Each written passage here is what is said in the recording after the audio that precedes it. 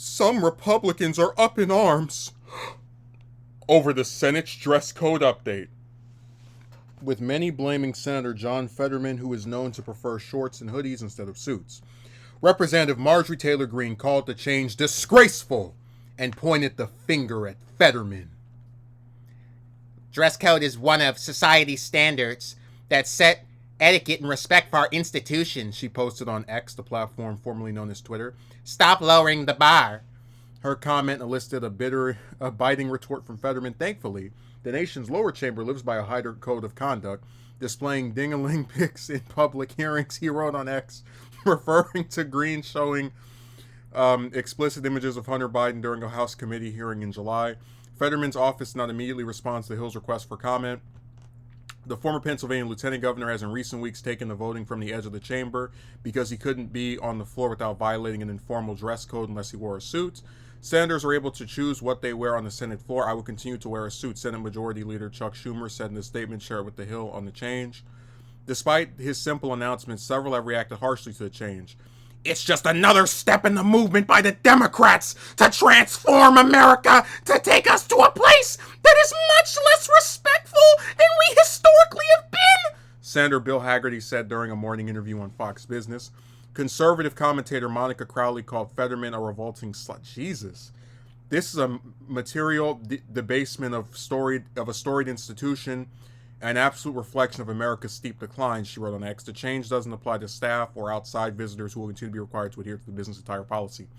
So listen, I think it would have been much smarter for the rule change to just be for everybody. So if you go to the Senate floor, you know what, you want to wear whatever you like, as long as it's not something that could be classified as like explicit, then have at it. I think if that had been the rule change, I would like this a lot more, because I do think there's a point to be made of like, okay, the senators can wear whatever they want, but then the staffers still have to show up in formal attire or business attire or whatever. That I wish that had been the thing that people were complaining about, because then I'd be on their side.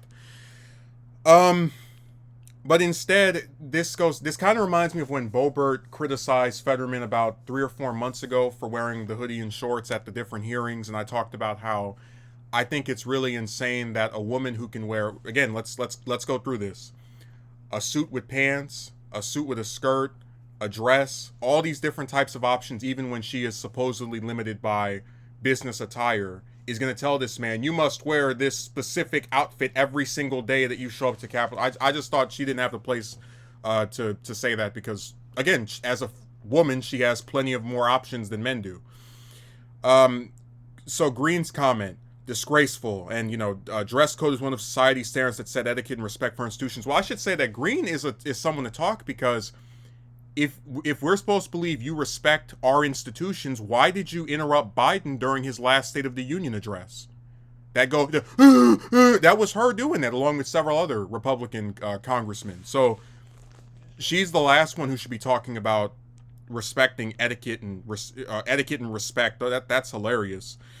And I really wish that, Fetterman's response is fine. I wish he had brought that up, because that is the principal showing of disrespect. You come here in your little nice dress and jacket, but you act like a animal in a zoo. You have a man giving a speech.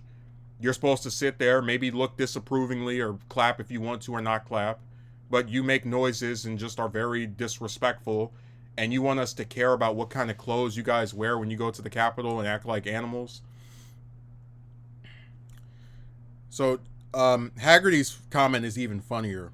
Another step in the movement by the Democrats to transform America, to take us to a place that is much less respectful than we historically have been. You don't think it's sad that in an era of daily mass shootings, 63% of Americans living paycheck to paycheck, record levels of inflation, all they can talk about, honestly, with those things in mind, and if you remind yourself of those things and what the Republicans are citing as this big pressing issue in their response to this rule change, it already shows you how skewed their priorities are. If senators are allowed to wear something besides suits, it is somehow, even though, remember, most people still, when they go to the chamber, have to wear business attire. So that means that like all the staffers, all the speechwriters, everyone that shows up in that Senate chamber who is not a senator has to still wear this stuff. So because 100 people at most now have a little bit more clothing options for what they'd like to wear when they go to their job, this is another step to transform America. And Crowley, I mean, I don't even know what to say about her. I'll put it this way. This is a lady that was a big Nixon supporter and currently is a big Trump supporter, to where Trump actually tried to nominate her for a position in his administration before she was caught with all of her plagiarism in her book. And I'm just going to say this. You don't get to call Fetterman a revolting slob because of the way he dresses or whatever, when you are in a business where you primarily support and bootlick for a guy who has cheated on his wives, has 91 criminal charges in 4 states, and has a whole history of comments that have been deemed revolting as well. So we'll leave it at that. I think this rule change is a good thing. I wish Schumer or whoever did it would have taken it a step further and allowed people to just wear what they like. Because I've said this before, you know, people are trying to act like attire makes a difference, but you can't have business attire be this like thing everyone has to put on for some kind of showing of etiquette and proceeding with rules or whatever, and then have people break the rules in pretty much every degree. Like, I'm supposed to believe at a time where one of the 2 major political parties is going to nominate somebody that's got 91 criminal charges and has members of Congress that are openly shouting and screaming during speeches on the floor that have for decades and centuries been events you're supposed to be quiet at, that the most important pressing thing relating to government officials is that 100 of them get to wear whatever they'd like when they go to work.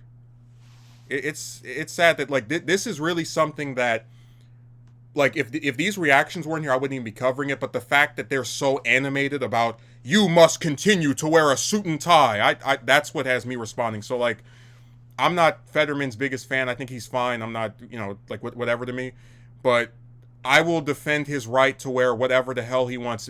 Because really, the truth of the matter is, when you're elected to a position, a government job, there is nothing besides that. You're elected to that position. You reach the requirements of being the age of the residency, etc., and of course getting the votes to be elected there. There should be no one trying to tell you what you can and can't wear.